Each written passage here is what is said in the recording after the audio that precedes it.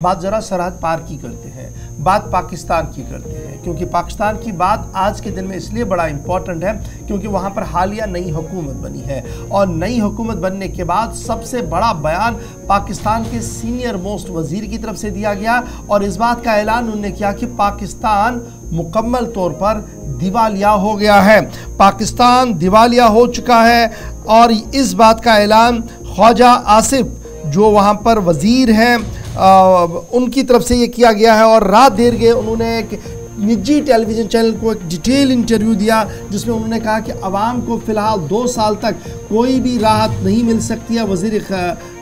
दिफा है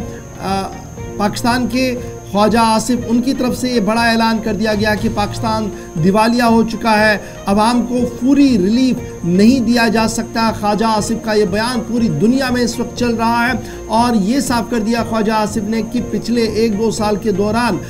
मुसलसल जो सूरत हाल पाकिस्तान की बनी है उसकी वजह से पाकिस्तान मुकम्मल तौर पर दिवालिया हो गया है। लाखों करोड़ों जो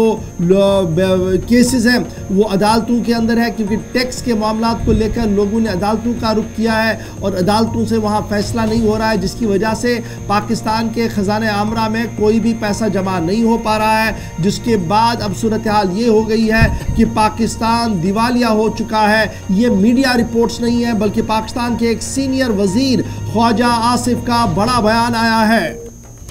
बिल्कुल, ये पहला मौका है जब पाकिस्तान के किसी हुकूमत में बैठे नुमाइंदे की जानिब से इस तरह का बयान दिया गया हो और ये एतराफ़ किया गया हो कि पाकिस्तान की मौजूदा जो इक़्तिसादी सूरत हाल है या जिस बदहाली से पाकिस्तान गुजर रहा है, यही वजह है कि इंटरनेशनल मॉनिटरी फ़ंड से पिछले दिनों जो कर्ज़ लेने की बात हो रही थी उस पर अनाउंसमेंट वक्त पर नहीं हो सकी थी और IMF ने जो शराइत तय की थी उसको मानने भी पाकिस्तान के अंदर 6 महीने का वक्त लगा। जब वहाँ पर काकड़ की हुकूमत थी, जब उबूरी हुकूमत चल रही थी, उसके बाद इलेक्शंस हुए, पाकिस्तान को जो नया IMF से लोन मिला वो इसी शर्त पर मिला था कि अगर जो पुराने फंड्स हैं या पुराना लिया गया लोन है अरबों रुपए का जो पाकिस्तान ने नुकसान IMF को या बाकी इदारों को पहुंचाया है, इस माली खसारे से निकलने के लिए 3 महीने के अंदर वो देना होगा। वो नहीं हो सका है, वो भी आज बात मान ली गई। और दूसरा, फाइनेंशियल टर्म्स जो पाकिस्तान की IMF के साथ थी उन पर नहीं उतर सका, वो मानते हुए पाकिस्तान के मुकम्मल तौर पर दिवालिया होने और आवाम पर एक और नया किस्म का नई हुकूमत